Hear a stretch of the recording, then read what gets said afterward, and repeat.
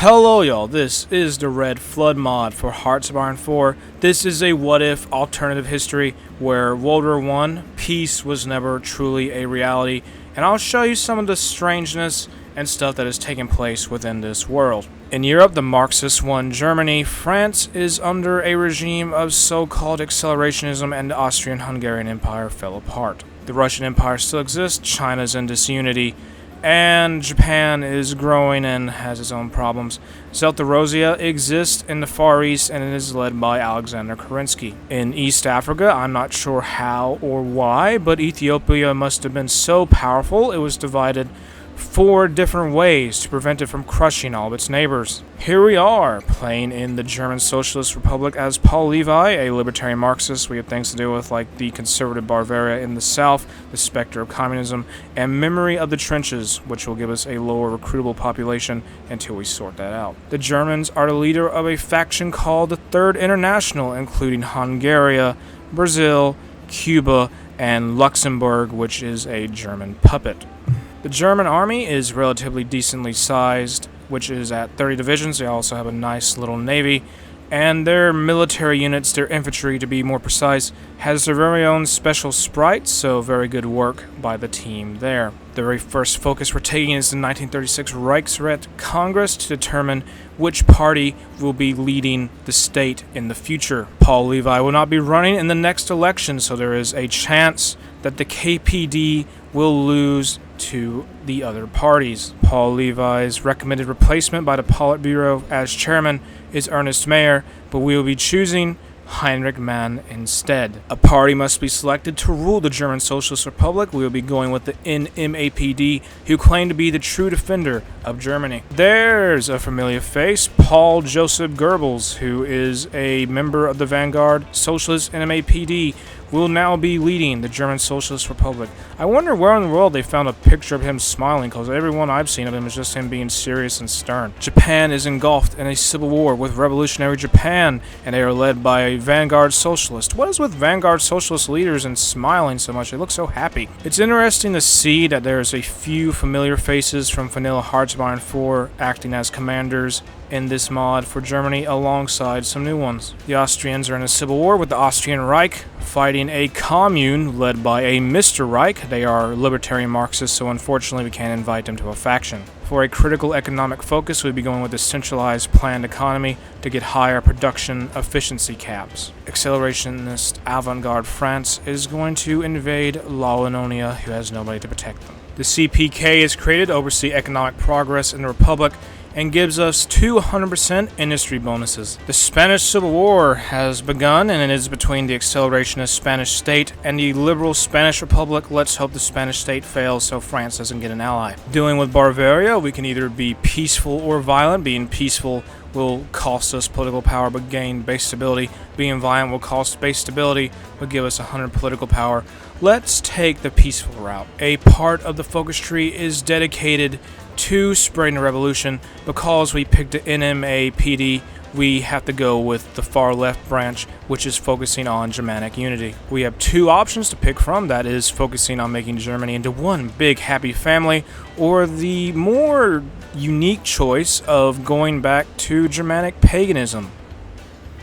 We will be going with making Germany a big happy family. The Austrian Reich begins a war with their northern neighbor, the Czechoslovak Kingdom. With the red imperialism focus, we will be getting plus 2.50% manpower from non-core territories, and also begin the part of the focus tree that will lead to puppeting neighboring large countries. The Revolutionary Exportation Directory Agency is created to make sure the countries of the world are importing socialism. The march on the Alps begins. First, we will declare war on the mountainous Switzerland, then on the Austrian Reich, who is already busy with their other war. We may drag in Italy, though. Yep, called it. There's the Italians, quick to join in and help the Austrians. We're going to call in the rest of our squad to back us up, including Cuba, Hungary, and Brazil. The Swiss forts slow us down, but we are now marching onto their capital, which they have no one left to defend it because the previous infantry division is retreating. Due to Switzerland's collapse, the front extends in the west, and we are now pushing down from the mountains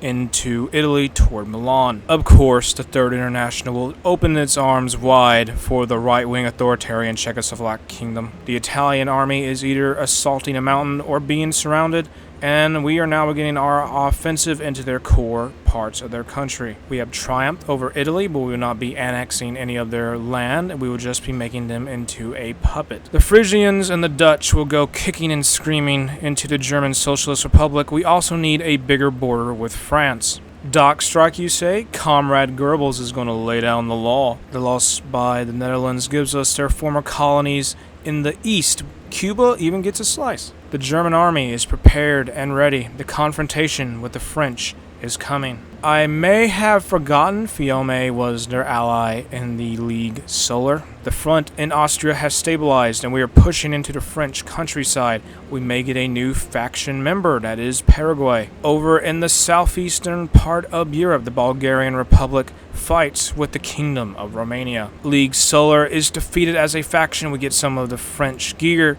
and will be puppeting France and their allies, but taking the state of Laonia. That's a whole lot of new puppets, and as a side effect or collateral damage, Bolivia, who had joined in the war, was also puppeted. Folks, Fuhrer Goebbels will not take any dissidents in the military, so he will begin his own great purge. A coup was launched in Ireland for the vanguard socialists. They are fighting the entire Commonwealth of Nations. We cannot send any support, so I think they will fail. Poland is next on the hit list of, quote, Germanic unity, as they possess the old state of Western Prussia. By attacking Poland, the faction leader of the Intermarium, we will be dragging in Belarus, Ukraine, and Lithuania. The Volksschützen and Rothgard divisions are running into some stiff opposition, so we will have to call in the rest of the team. The Bulgarian Republic is having a bad time. They are now fighting on two fronts, Romania and Yugoslavia. The French will be very essential to our victory against the Intermarium. To improve our armored divisions, we take the Dutch Bruch focus, which will give us more armored attack and armored defense. The Poles and their allies are defeated despite putting up a good fight, and only Belarus is left standing. And to the south, Yugoslavia has eaten up Bulgaria and Romania. A lot of Belarus was taken by the Russian Empire in the peace deal. Even with that going against us, we did establish a puppet government in one of their states. Prussia survived World War I now as an old imperial relic.